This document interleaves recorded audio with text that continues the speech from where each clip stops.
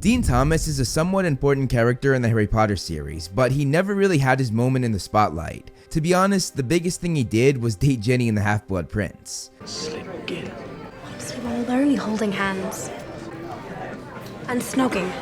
However, J.K. Rowling originally intended him to play a much bigger role than he did in the original 7 books. In this video, I'm going to explain what exactly that forgotten story entails. If you enjoy this video, make sure you hit that like button to help with the algorithm. It will greatly help the channel. And if you like what you see, hit that subscribe button as well. Now, let's get into it. Funnily enough, the American version of the first book, The Sorcerer's Stone, actually has more than just a name difference from the British version, The Philosopher's Stone. In the 7th chapter of the first book, entitled The Sorting Hat, Dean Thomas was not mentioned in the British version, but he was called up to get sorted in the American version. In a 2004 interview, Rowling said that her editor thought the chapter was too long, so she pruned everything she thought was a surplus. Rowling, however, changed this back when the books reached America, and was actually so hellbent on getting justice for Dean here that when they were making the movies, she gave director Chris Columbus Dean's background, saying he was black and was from London, ensuring that they at least got the casting right. In that same 2004 interview, Rowling said that she had a lot of background on Dean, but she couldn't find the right place in the series to put it. The backstory I'm going to go over was included in an early draft of the Chamber of Secrets, but this time around, Rowling herself cut it as she felt it was an unnecessary digression. At the time of this interview in 2004, only the first 5 books had been published,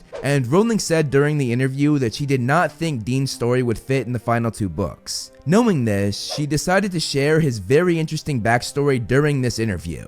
She told us that Dean had thought he was a Muggle-born, which we as readers believed as well throughout all 7 books. This came up several times throughout the series, as Dean was an avid fan of Muggle football, or soccer for Americans, which often led to great comedy, like when he called for a red card while watching a foul during a Quidditch match. In the interview, Rowling then revealed that Dean had been raised by his mother and his stepfather, and was raised alongside a number of half-brothers and sisters. He had a happy home life despite the fact that his biological father had walked out on him and his mother when he was very young.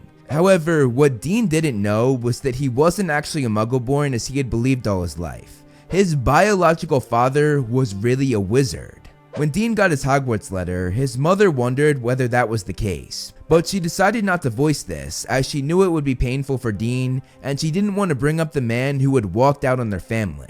This is where the story gets really crazy. Dean's biological father did not actually abandon his family. In fact, he did the complete opposite of that.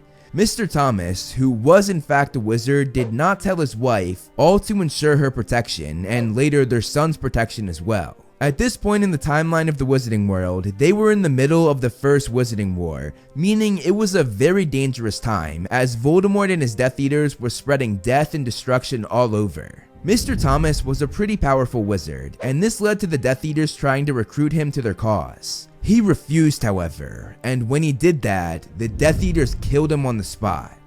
Dean and his mother never knew what really happened to Dean's father, and they forever thought that the man who had bravely tried to protect his family walked out on them with no explanation, when really, he was their hero, which is honestly heartbreaking.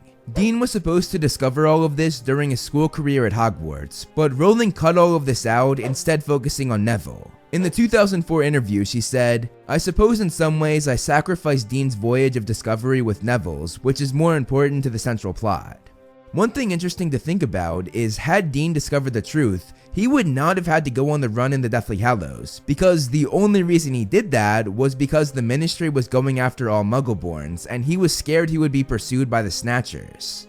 Going over my own thoughts, had this backstory been in the books, it definitely would have given Dean's character a lot more depth, which I think would have been interesting to see, especially when he started dating Ginny, because we would have felt much more of a connection to him. I get why Rowling decided to cut this out though. Focusing on Neville was the right choice, I think, as his backstory related to the prophecy and also intertwined with Harry's parents. Let me know in the comments below what you think of Dean's story though. Do you think they should have kept it in, or do you think it was good that they cut it out? Thank you so much for watching, guys. I hope you enjoyed the video. You can follow me on Instagram to see more of my personal life, like my cute dog Loki, and some behind the scenes Movie Flame stuff. I also do similar content on TikTok and Twitter that I do here on this channel, so if you like what I do here, check them out. All the handles are right below me, and links are in the description. Over here are my wonderful patrons. If you want to be featured on the next video, plus get a few other perks, become a patron today. As always, if you liked the video, hit that like button and subscribe, and look out for more great Movie Flame videos on the way.